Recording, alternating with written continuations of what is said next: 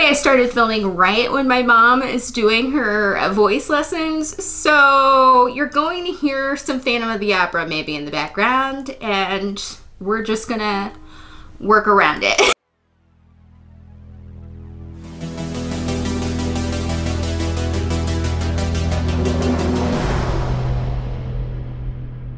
Hello everyone, it is Jazz here. So today I really wanted to film a video. I just want to like get a video out in the world. I'm feeling the filmingness today, but all my video ideas lately have gone towards the intensive process and or they might be long sort of video ideas, and I just don't have the bandwidth for that now. So I'm going to bring back an old yet hopefully fun segment that I used to do called Short Thoughts on Current Reads, because I read a lot of books at the same time, and sometimes in the middle of them I do have some short thoughts. I think I'm going to start with the books I checked out at the library that I'm currently reading, and then I'll do audiobooks / ebooks, and then after that the physical books that I own. The first library book up is Songs in Ursa Major by Emma Brody. So this is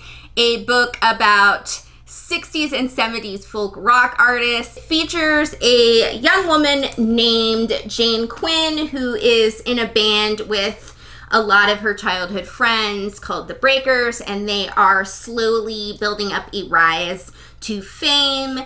And also a character named Jesse, and he is already pretty famous in the music world, but he's embarking on the recording and the tour for his second album and struggling with keeping that momentum. Jane and Jesse find themselves in a relationship, and the book is basically about them kind of overcoming their own separate personal traumas while trying to deal with like fame and music and all the stuff that goes with all of that. So I picked this up because after watching the adaptation of Daisy Jones and the Six, I just wanted something that was kind of like Daisy and Jones and the Six to read, and I looked up some articles and they said this was one of the books to check out. I feel like it's a pretty good recommendation. It's obviously not exactly the same. You don't want it to be exactly the same, but if you want those musician vibes, which I'm a musician and I love reading about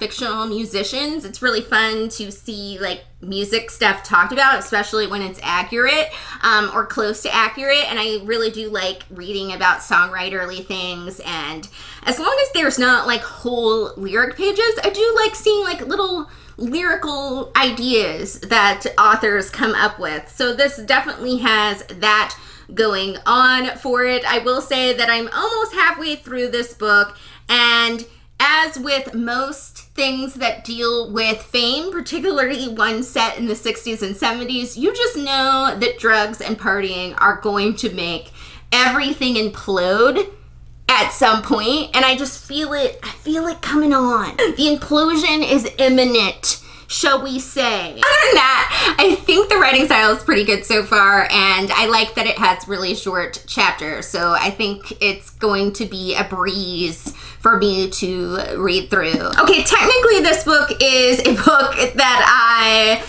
did check out at the library, read 5 chapters of, got in ebook because the print was too small for my slightly dyslexic ADD / dyspraxic eyes. And so while I do have the physical copy in library book, it's also an ebook read. And that book is Bunny by Mona Awad. It's a story about a girl named Samantha who is working towards getting her master's in writing. She's very stunted in her creative process and is really struggling with life and her, you know, backstory and trauma. In her writing workshop, there are 4 girls named the Bunnies. That's what she calls them. That's what they call themselves.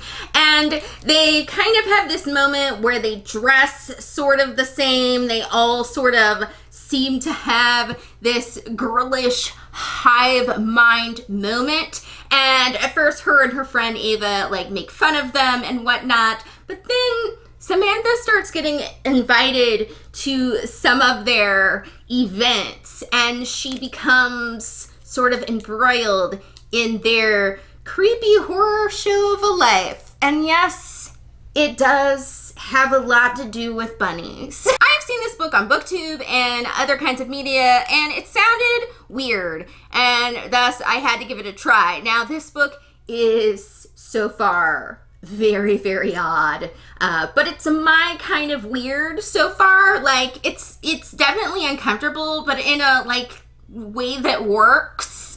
And the part of me that likes the 80s movie Heathers enjoys this as well. It's definitely not for everyone, and I will say that I do have a low-key fear of rabbits, because I used to pet sit for rabbits, and the ones I pet sat for did have a tendency to bite, and were really hard to catch, and I started to not love bunnies. I actually tell people that Anya on Buffy the Vampire Slayer has a fear of bunnies, and I think that her fear is valid often. And so this is really playing on my fear of rabbits just a little bit, but in a way that like works. Probably not the book for like people that don't like blood and guts, or, you know, things happening to animals and or people. But if you're already somebody that reads horror, maybe you, like me, will be intrigued by this. However, I could see this having a really uncomfortable, ambiguous ending. So wish me luck. Then I'm audiobooking the third book in the Last Hours trilogy called Chain of Thorns by Cassandra Clare. I am not enjoying this book. I'm on chapter 10. I'm buddy reading it with a friend, so we're kind of going through the book, you know, at a slower pace because we want to be able to chat about the book and whatnot. And it's just neither of us are having a good time. And I know a lot of people love these books, but this last trilogy of the Shadowhunters world has not done it for me. It has not done anything for my friend.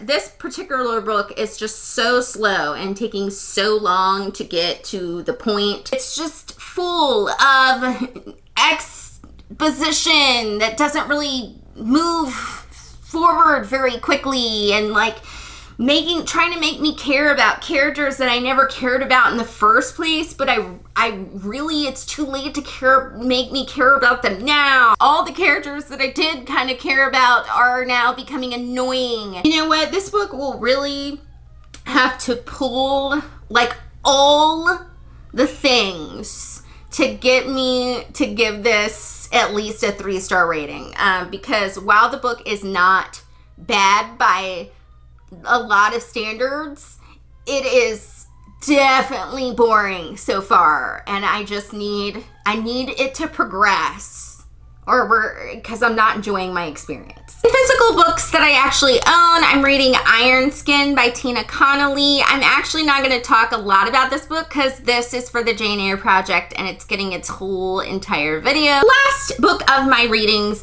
is my little Bible study moment. This is the Book of Hebrews, the Smart Guide to the Bible series.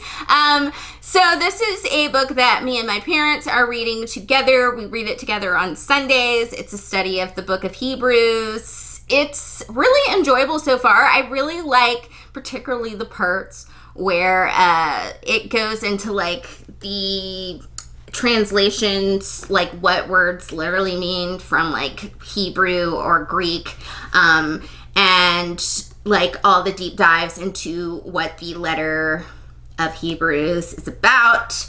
And I'm really enjoying it from like both a spiritual and an intellectual perspective. So if Bible studies are your thing, you might want to check this book out. So that was my short thoughts, but perhaps not so short, because I like to talk on current reads segment for today. If you can do so without actually spoiling me on the plots of any of these books, since I'm only like halfway through almost all of them, then let me know what you thought of these books and just like the broad sense if you have read them before. Other than that, I will see you all soon with another video. Thank you for watching, my fabulous friends.